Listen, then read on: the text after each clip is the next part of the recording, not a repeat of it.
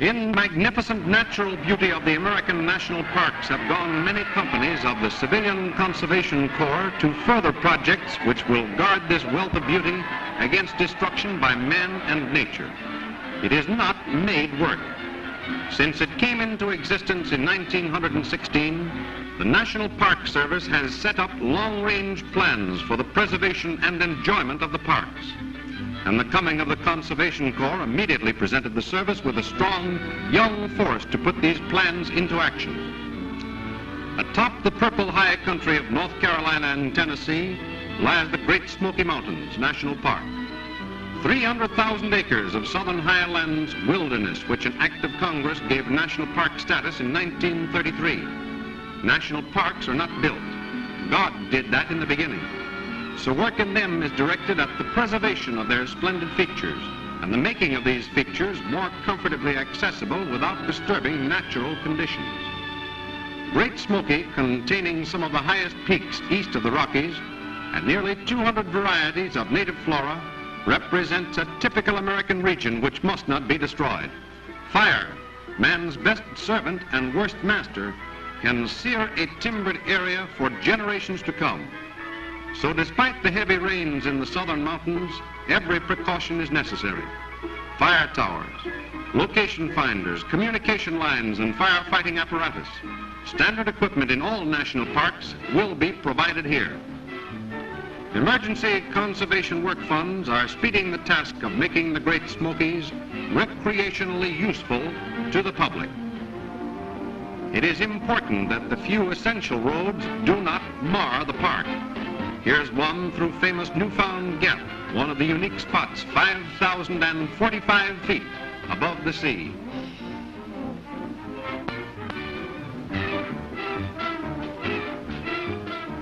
Sometimes retaining walls are 100 feet high. Heavy stone parapets give travelers a sense of security in high places.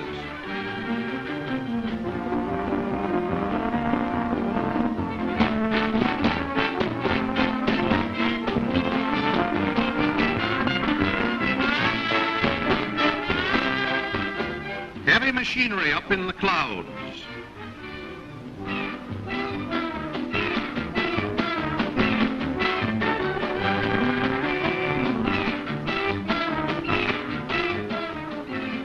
Sure-footed mules lead the way. Then the motor squadron.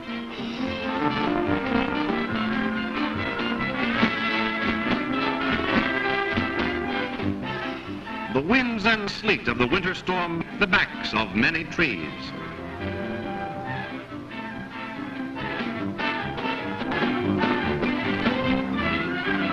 But those which fall are set up again in the form of bridges and guardrails.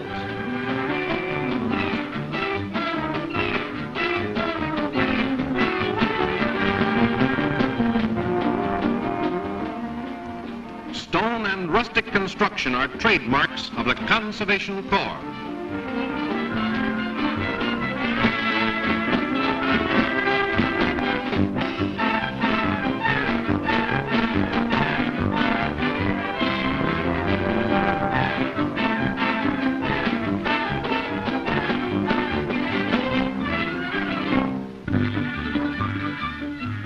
For centuries, fallen trees across racing streams have been the footbridges of these Anglo-Saxon mountain folk.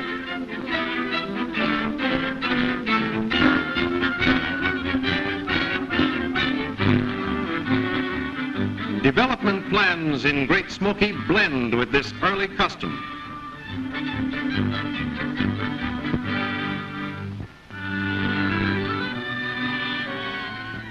Nature trails are delightful features of nearly all national parks. In their construction, care is taken not to harm the natural surroundings.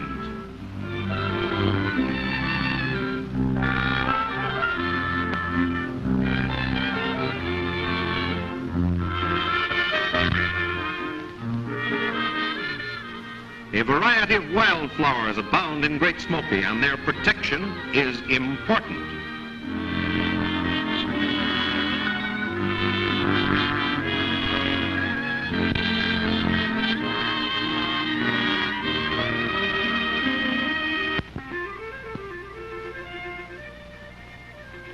In national parks, hunting is outlawed, but controlled fishing is permitted, and in the streams of the southern mountains, trout are plentiful. Natural spawning beds are provided.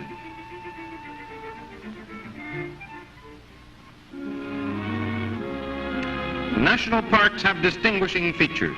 In the Great Smokies, there is being preserved a record of the life and customs of some of the most interesting of the early American pioneers. Colonists looking for a new and quiet land pushed south and west from the Atlantic and settled in these mountains. Travel was difficult in those days, and change is still slow. The southern mountain folk retain the pure Anglo-Saxon influence in their songs, legends, and characteristics of speech. In the peaceful valleys and coves, it is not unusual to find cabins and other farm buildings which were erected 200 years ago. The breadth and thickness of the timbers is mute testimony to the labor of some pioneer in erecting them. These timbers were fashioned from forest giants, and only crude hand tools were available. The American educational system in the raw. Initials were carved on these desks by the children of pioneers.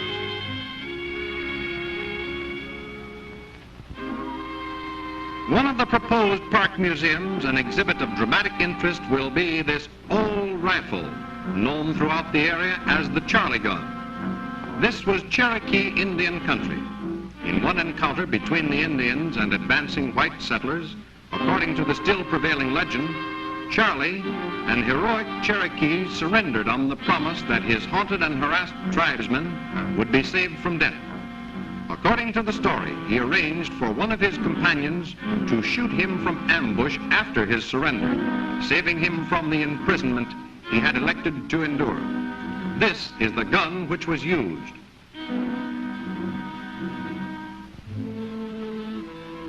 The Act of Congress establishing Great Smoky Mountains National Park prohibited any direct appropriations for development until such time as certain commitments had been fulfilled by the original owners of the land. But when the Emergency Conservation Work Program was undertaken, it was found possible to assign civilian Conservation Corps units to much of the preliminary and important work which needed to be done. At times, there have been as many as 15 Conservation Corps camps in the park, with a working force of approximately 3,000 men.